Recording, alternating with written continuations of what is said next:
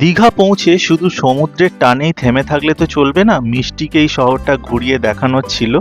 তাই শুরু হলো দীঘা ঘোরার নতুন একটা পর্ব। প্রথমেই আমরা চলে এলাম দীঘার অন্যতম সুন্দর এবং খুব পরিচিত জায়গা অমরাবতী পার্কে।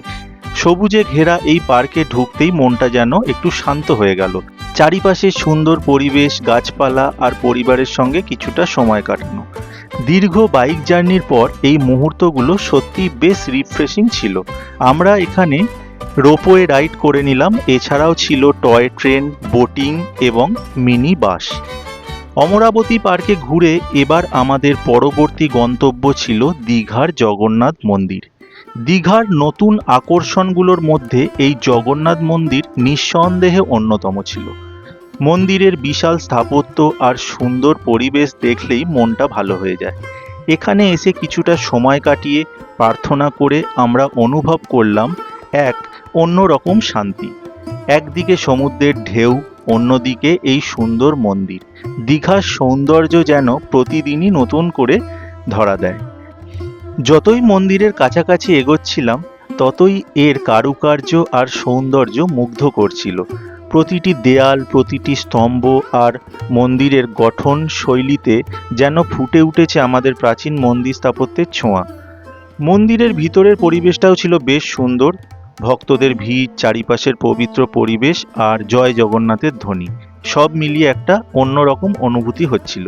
কিছুক্ষণ মন্দির চত্বরে ঘোরাঘুরি করে আমরা জগন্নাথ দেবের দর্শন করলাম। সত্যি বলতে এত সুন্দর একটা জায়গায় এসে মনটা যেন একেবারে ভরে গেল। আর দিনের আলো ফুরিয়ে সন্ধ্যা নামার সঙ্গে সঙ্গে মন্দিরের রূপটা যেন আরো বদলে গেল।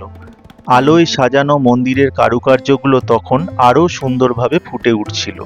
ক্যামেরায় সেই সৌন্দর্য যতই ক্যাপচার করি মনে হচ্ছিল বাস্তবে চোখে দেখা অনুভূতিটা তার থেকেও অনেক বেশি সুন্দর।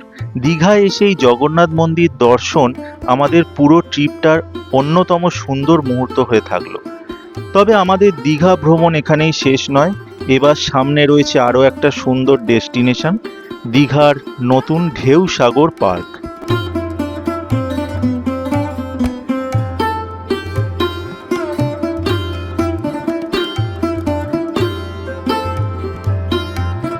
জগন্নাথ মন্দির ঘোরা শেষ করে এবার আমরা এগিয়ে চললাম আমাদের পরবর্তী ডেস্টিনেশন দীঘার ঢেউ সাগর পার্ক।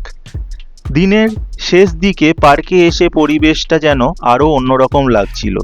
সন্ধে নেমে গেছে, পরিবারের সঙ্গে ঘোরাঘুরি, চারপাশে সুন্দর অ্যাটমসফিয়ার আর দিনের এতগুলো মুহূর্ত সব মিলিয়ে আমাদের দীঘা ট্রিপের এই দিনটা ধীরে ধীরে হয়ে উঠছিল আরো স্পেশাল।